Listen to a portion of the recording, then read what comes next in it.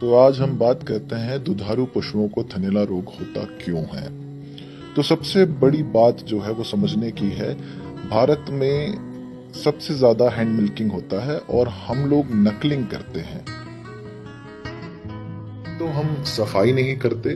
ऊपर से जब आप अंगूठे से दबा दबा के जल्दी जल्दी दूध निकालते हैं तो पशु के थनों में अंदर अंदर घाव हो जाता है। तो समझते हैं कि थनैला कैसे होता है। थनैला एक रोग है जो बैक्टीरिया के कारण होता है।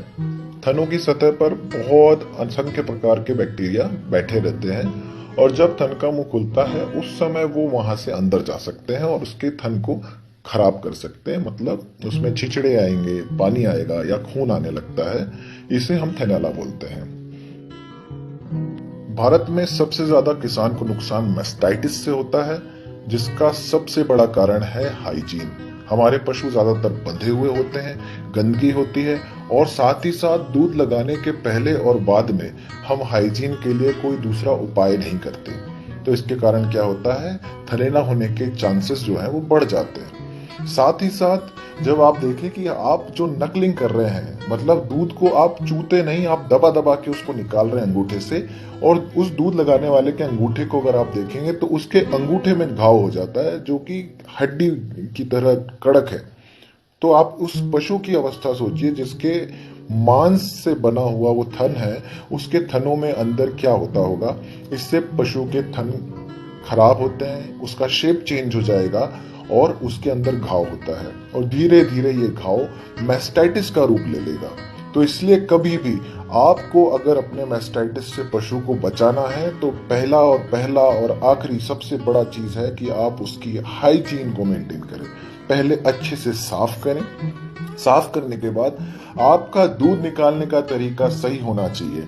आपको दूध नकलिंग से नहीं, मतलब दबा दबा के नहीं निकालना। आपको उसके दूध को चूना है, मतलब पहले अंगूठा रखें, फिर एक उंगली, दूसरी उंगली, तीसरी उंगली, चौथी उंगली, पांचवी उंगली, ऐसे धीरे धीरे आपको उसको जिस तरह से बच्चा पीता है। और अगर हमारे पूर्वजों को आप देखेंगे तो पहले इसी तरह से दूध निकाला जाता था। पर जैसे जैसे लोगों का जब व्यवसाय बना, जल्दी जल्दी हमें निकालना है कि अरे यार जल्दी दूध लगाओ, जल्दी दूध लगाओ, इस चक्कर में हमारा जो दूध निकालने का सही तरीका है वो बदल गया। आज भी कुछ राज्य हैं जहां पर पशु को बहुत सही तरीके से लगाया जाता है और उसको कच्चे में बांधा जाता है, उसको खुला रखा जाता है। उस तरह से कुछ बेसिक चीजें अगर आप उपयोग करते हैं तो थनैला नहीं होगा। पर सबसे पहले आपको, अगर आप नकलिंग कर रहे हैं, दूध निकालने का तरीका आपका ये वाला है, तो आप इसको बदलिए, सही तरह से दूध निकालिए जिससे आपके पशु को थनैला ना हो। क्योंकि एक टाइमिंग है, उतने 5 से 7 मिनट में ही पशु आपको दूध देता है।